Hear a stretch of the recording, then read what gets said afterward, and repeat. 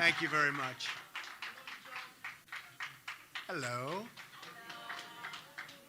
I'd like to begin by thanking the people of Montana, South Dakota, New Mexico, New Jersey, and California. We had some big days, and we have some big numbers coming in, very big numbers. I'm truly honored by your support. Together, we accomplished what nobody thought was absolutely possible. And you know what that is? We're only getting started, and it's going to be beautiful. Remember that.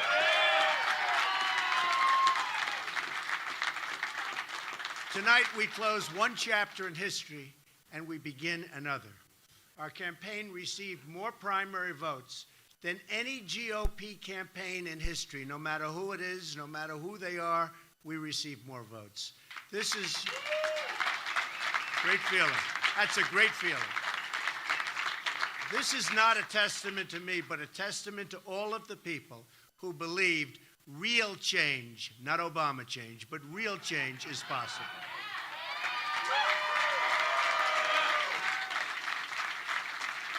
You've given me the honor to lead the Republican Party to victory this fall. We're going to do it. We're going to do it, folks. We're going to do it. I understand the responsibility of carrying the mantle, and I will never, ever let you down. Too much work, too many people, blood, sweat, and tears. Never going to let you down. I will make you proud of your party and our movement, and that's what it is a movement. Now, recent polls have shown that I'm beating Hillary Clinton, and with all of her many problems and the tremendous mistakes that she's made, and she has made tremendous mistakes, we expect our lead to continue to grow and grow substantially.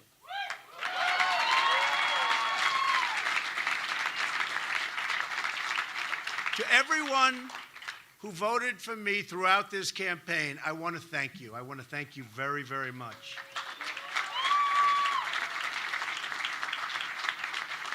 To those who voted for someone else in either party, I'll work hard to earn your support, and I will work very hard to earn that support. To all of those Bernie Sanders voters who have been left out in the cold by a rigged system of superdelegates, we welcome you with open arms. Believe me.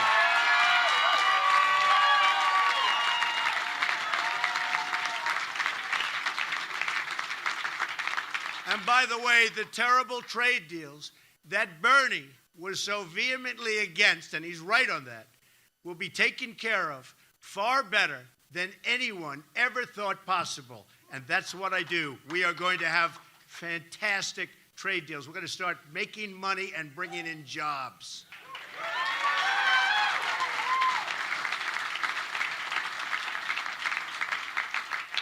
Now, I know some people say I'm too much of a fighter. My preference is always peace, however, and I've shown that. I've shown that for a long time.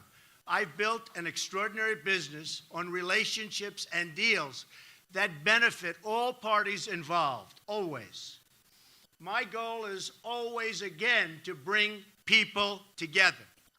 But if I'm forced to fight for something I really care about, I will never, ever back down, and our country will never, ever back down.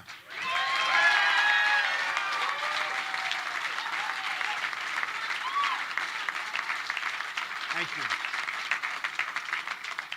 I fought for my family.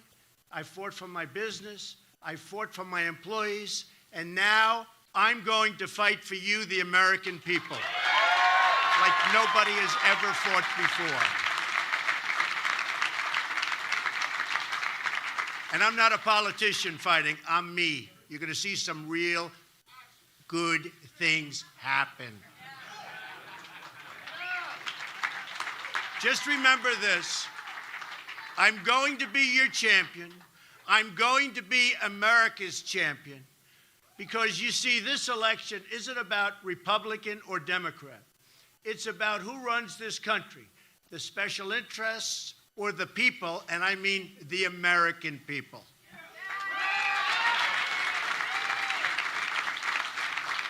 Every election year, politicians promise change. Obama promised change, and it didn't work out too well. And every year, they fail to deliver. Why would politicians want to change a system that's totally rigged in order to keep them in power? That's what they're doing, folks. Why would politicians want to change a system that's made them and their friends very, very wealthy? I beat a rigged system by winning with overwhelming support, the only way you could have done it. Landslides all over the country, with every demographic on track to win 37 primary caucus victories in a field that began with 17 very talented people. After years of disappointment, there's one thing we all have learned. We can't fix the rigged system by relying on and I mean this so strongly, on the very people who rigged it. And they rigged it, and do not ever think anything differently. We can't solve our problems by counting on the politicians who created our problems. The Clintons have turned the politics of personal enrichment into an art form for themselves.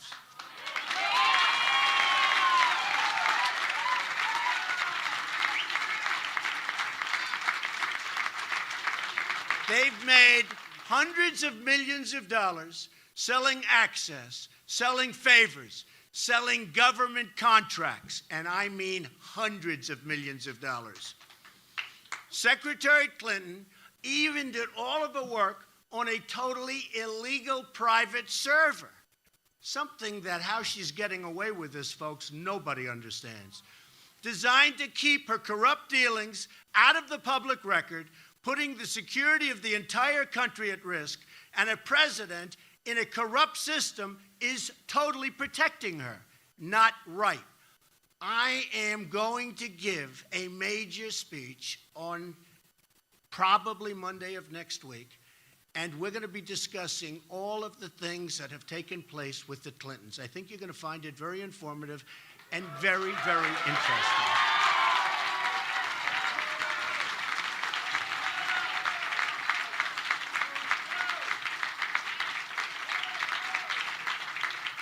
I wonder if the press will want to attend. Who knows? Hillary Clinton turned the State Department into her private hedge fund. The Russians, the Saudis, the Chinese all gave money to Bill and Hillary and got favorable treatment in return. It's a sad day in America when foreign governments with deep pockets have more influence in our own country than our great citizens. I didn't need to do this. It's not easy, believe me. I didn't need to do it.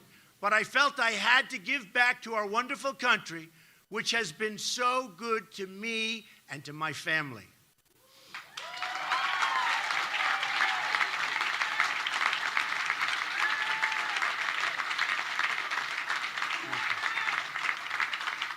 I've traveled to many of our states and seen the suffering in people's eyes. I visited communities in New York, New Jersey, Pennsylvania, Connecticut, Indiana, and Ohio, whose manufacturing jobs, these jobs have virtually disappeared. An embarrassment to our country, and it's horrible. I've embraced the victims of illegal immigration, moms and dads who have had to bury their own children because of people that shouldn't have been in the country. Remember it, folks, remember it.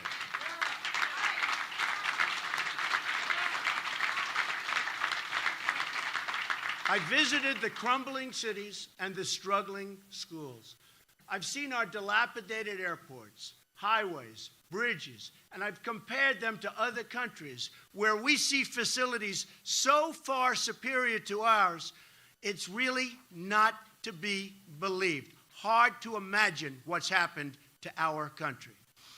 America is getting taken apart piece by piece, auctioned off, and just rapidly auctioned off to the highest bidder. We're broke. We're broke. We owe $19 trillion, going quickly to $21 trillion. Our infrastructure is a disaster. Our schools are failing. Crime is rising. People are scared. The last thing we need is Hillary Clinton in the White House or an extension of the Obama disaster.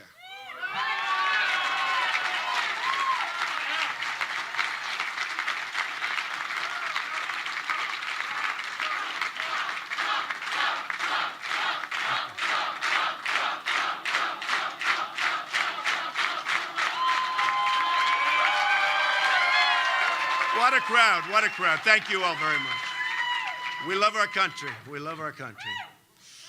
But we can turn this all around. We're going to do it by putting America first.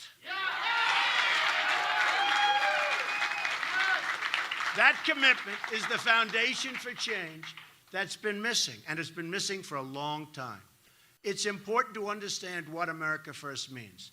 It means on foreign policy, we will never enter into any conflict unless it makes us safer as a nation. It has to make us safer as a nation.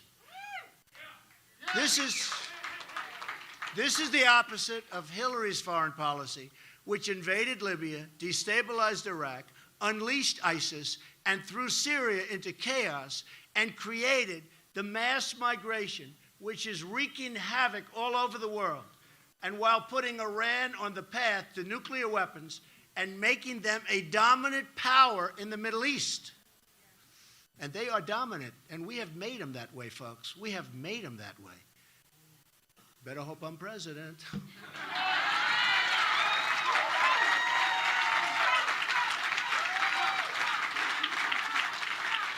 On trade, America First means the American worker will have his or her job protected from unfair foreign competition. What's happening there is absolutely a disgrace. No PPP. You're right about that. So, and you mean no PP.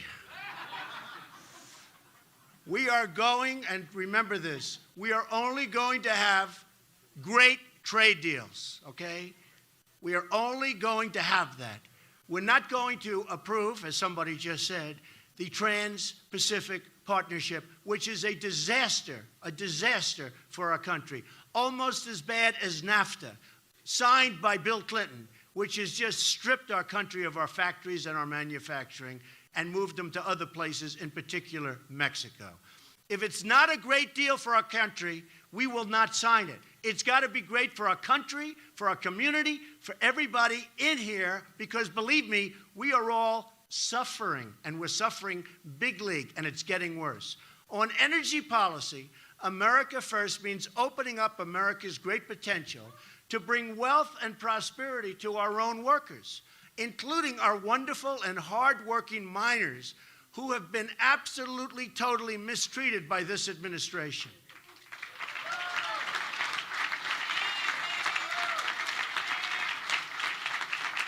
On economic policy, America First means having tax and regulatory policies that keep jobs and wealth in the United States, substantially lowering taxes for middle-class Americans and businesses. Likewise, regulation, which is strangling our economy, which would be brought down from its present insane level, we will make it very, very good for our companies, for our small businesses, and for people that want to survive and do well in our country.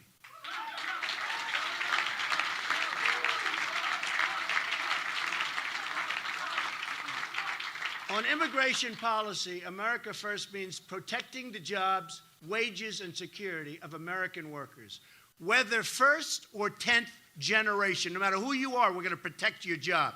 Because let me tell you, our jobs are being stripped from our country like we're babies. The beauty of America First is that it brings us all together. Every American worker of every background is entitled to the same benefits, protections, and rights and privileges. It's got to be that way. Now, the people in charge say things can't change. I'm here today to tell you that we have to change. We have no choice. We have to change. We're going to put, thank you. We're going to put America back to work. We're going to make our own products. We're going to put America back to work.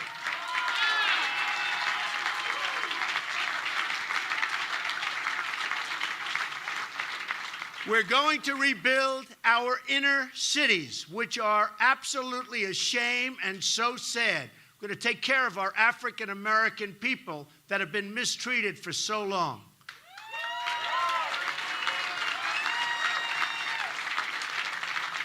We're going to make you and your family safe, secure, and prosperous. Prosperous again. Together, we will put the American people first again. First again.